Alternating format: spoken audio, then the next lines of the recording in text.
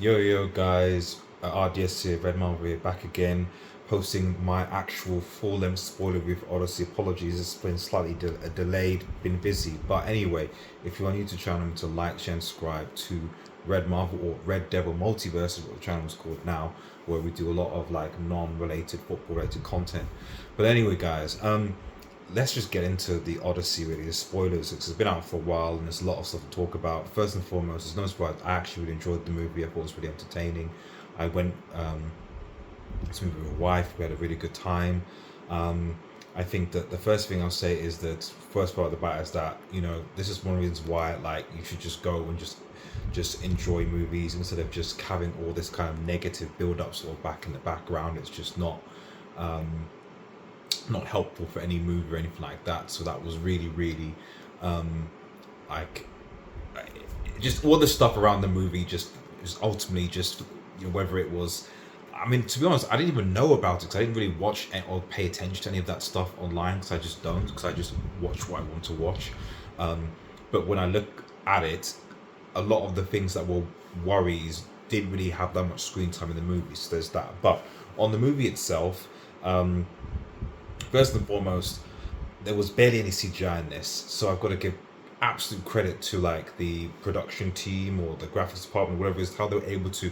One time when they're on the island, when they had creepy Cersei that was morphing the soldiers into kind of like into animals, like that was all practical effects. It wasn't CGI, so that was absolutely fantastic. That's got to be highlighted. It was the most weirdest scene in the movie, but it was even. They go to an island where there's these kind of like giants that have like armor, etc., but they're bigger. Again, practical effects apparently, so absolutely fantastic. The weird ogre or cyclops type pictures were like them, just so weird, deformed. Although the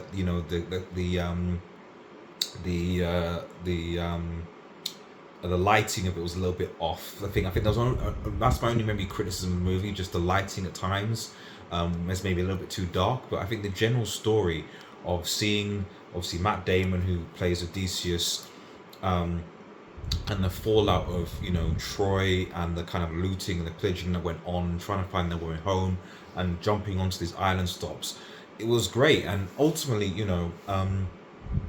this movie really was about really dealing with, I guess, the PTSD of war, of trying to find your way home, of reconciling, and really bringing to attention the reality of what it is. Because I think a lot of people that, when we look back at ancient times and all these places, they don't really tell the human cost. Like, I remember watching the Troy movie with Brad Pitt back in the day, and they did show the looting of Troy when they obviously went in the horse and they came in, they accepted the gift. But I didn't really, stuff was happening, but I didn't really feel any connection to what was going on in the city. This, you're like, whoa, this is serious. This is really, they're just animalistic, obviously, because they've been in a freaking horse for goodness knows how many days. They're starving. They've got all these different things that are going on all over something called Helen. So yeah, I think it was. I think it really kind of drove home the message of, you know, when you kind of abandon your principles as a society, culture, which is essentially what happened. They abandoned the principle of hospitality, of Zeus's law. Do unto us, you have to do unto you. Jesus there. They abandoned that principle, and that principle actually led to the collapse of the civilization. Because one of the things they kind of referenced in the movie, which I thought was quite clever, is that back in those ancient times, the one of the things that has been rumored or been told to have led to the collapse of the Bronze Age was these sea peoples. And it was kind of funny how in several parts of the movie they would mention these sea peoples over and over and over again. And then towards the end of the movie, when he comes back to, his wife, who's played by Anne Hathaway, which was really, really good, by the way. So was Tom Holland, Robert Pattinson. I hated Robert Pattinson's character, but he was great.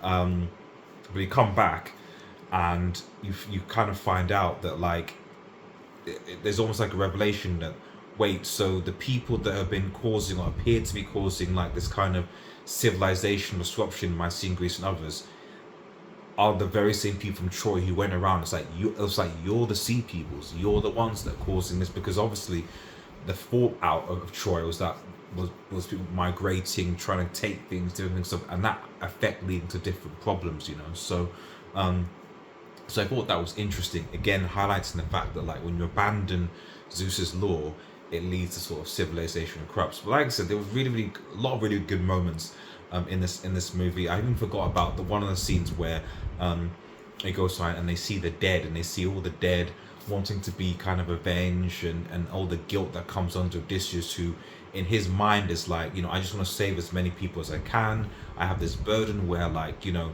I know that I'm the only one that's going to survive, no one's going to die, but he just keeps on trying to fight against fate to keep them. And I think that it was almost a lesson from the gods to say to the reality is all your men, or your, like, they're all the people that fought with you, they're all animals, they're all barbaric, they don't have the same valor and honor, you know, so that you do, which is why they're not going to survive and not going to make it back home. And obviously Odysseus is staying on the island where, like, he's allured and he stays there for years, not really knowing or forgetting his memory until he eventually comes back.